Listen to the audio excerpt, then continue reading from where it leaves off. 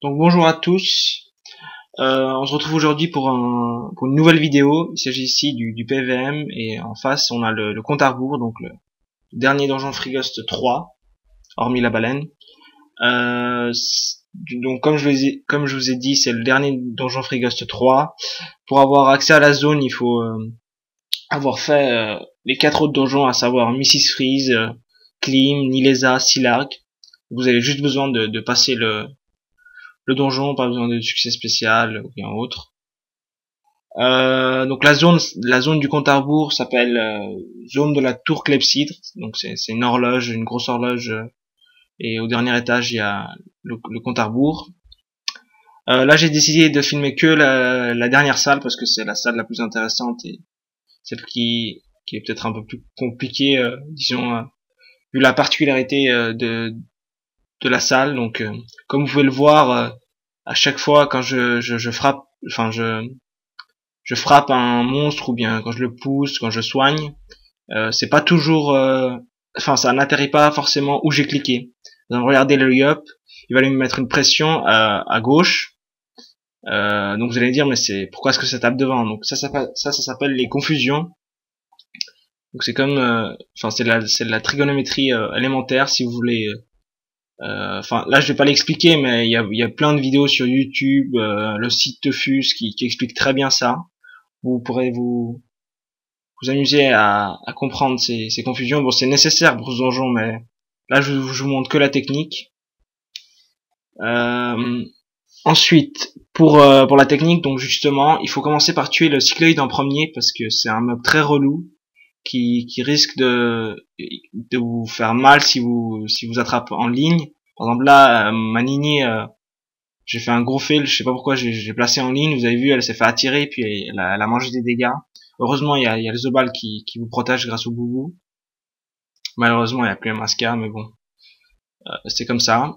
Ensuite, je vous conseille de tuer le Noctularbe.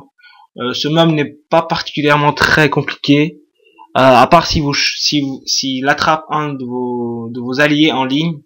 Là, il risque de vous rush et de vous mettre sous l'état insoignable. Ensuite, ce petit hibou, je sais pas ce que ça représente vraiment. Euh, il faut pas le taper au cac parce que il a un sort de renvoi de dégâts, donc ça c'est infini, euh, qui renvoie des dommages sur une certaine PO. Donc il vaut mieux le frapper de loin. Par exemple là en 2 tours, c'est fait vu qu'il a les faiblesses feu. Vous pouvez le frapper quasiment avec tous vos alliés. Enfin la Nini, le Yop, ma Panda par exemple, c'est assez vite fait. Ensuite, le Grand-Duc, lui, il tape selon sa Vita. Donc, moins il a de Vita, plus il tape. Donc, comme les boss Frigos, quasiment tous. Pas d'exception. Il vous met, enfin, son sort, quand il est full life, il nous fait que dalle, donc du 0. À part si vous avez des malus rescrits. Il vous fera genre du 15 comme ça, mais le plus chiant, c'est qu'il vous met l'érosion. Donc, il vous met 30 à 40% selon le CC.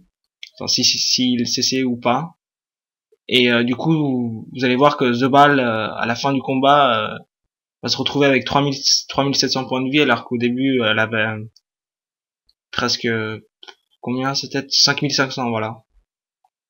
Donc je vous conseille de one shot ce mob parce que dès qu'il est midlife il va commencer à vous taper quasiment du 1000, et ce qui est aussi chiant c'est qu'il vous enlève un peu d'intelligence. Donc votre Nini, d'un moment vous allez voir, si elle s'est pris trop de vol d'intel, bah elle va rien taper, surtout qu'il a des res feu.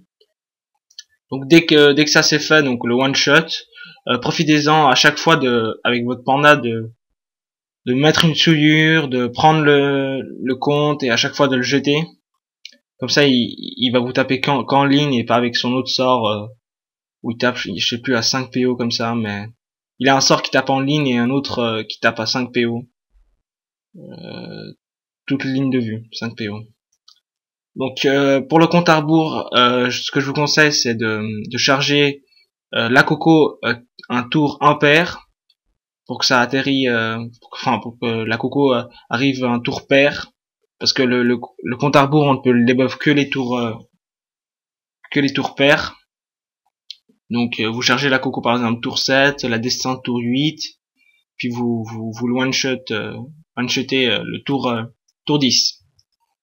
Ce qu'il faut savoir pour son debuff, c'est que pour le debuff, il faut que... Ah bah un petit fail. Quand vous le frappez, les tours pairs, c'est lui qui passe à 180 degrés par rapport à vous. C'est-à-dire que si vous êtes à une PO de lui, vous le frappez, bah lui il va passer derrière vous à une PO. Et les tours impairs, c'est l'inverse. C'est-à-dire que c'est vous qui passez à un PO derrière lui. Les tours pairs, c'est pour ça qu'on peut pas le debuff les tours impairs, parce que pour le debuff, il faut que quand vous le frappez, il faut qu'un allié se retrouve symétriquement. Donc vous êtes l'axe, et puis le compte doit se trouver par exemple à 2 PO, et idem pour votre allié. Donc quand vous allez le frapper, le compte à rebours va prendre la place de votre allié, et votre allié va prendre la place du compte à rebours, et c'est ce qui va faire que le compte à rebours va être debuff, et votre allié va gagner 100 dommages. Donc vous pouvez utiliser ce boost pour booster votre up. Vous allez voir que c'est avec les Daguerri, ça fait drôlement mal. Donc là, je donne PA tour 8 pour être sûr de ne pas redonner PA tour 10. J'aurai pas le temps. Et tout le monde n'aura pas forcément les PA. Par exemple, là, je me maîtrise de CAC, je mets des divines, je charge la destin. Avec le panda, j'oublie pas une souillure avant et je mets les vulnés. Donc tour 9, vous mettez les vulnés. Bon, là, j'ai pas assez de PM, donc je me donne PM. Du coup, tour 10, vous allez debuff. Donc prévoyez par exemple les placements, essayez de jouer très proche de votre team, comme ça vous êtes sûr d'avoir les axes de symétrie, parce que c'est ça en fait, c'est vous êtes au centre et il faut qu'il y ait le compte et votre allié à 180 degrés par rapport à vous. Voilà, donc oubliez pas les pressions, on se booste. Pour la destin, les pressions, parce qu'il y a une deuxième ligne qui tape en fonction de l'érosion. Donc là, vous allez voir, je galère un peu pour le debuff. Je cherche trop compliqué alors que la solution est sous mon nez. Puis là, je me dis, ah, mais si j'avance d'un pas, bah, je peux le debuff. Donc voilà, je le debuff. N'oubliez pas, faites une stabi, comme ça sera moins compliqué pour les confusions. Vous pourrez le taper normalement. Donc là, vous le roxez, en fait. C'est ça, hein. Y a rien de très dur. Vous allez voir, le one shot se fait automatiquement si vous êtes full boost, il y a le compte tout seul. Donc c'est tout pour moi, j'espère que cette vidéo vous aura plu. Si vous avez des questions, n'hésitez pas à les poser en commentaire. Si par exemple vous voulez que je fasse sur d'autres donjons Free Ghost, bien c'est comme vous voulez. Vous me posez ces questions en commentaire et j'essaierai d'y répondre. Donc c'est tout pour moi, je vous souhaite une très bonne journée, une très bonne soirée.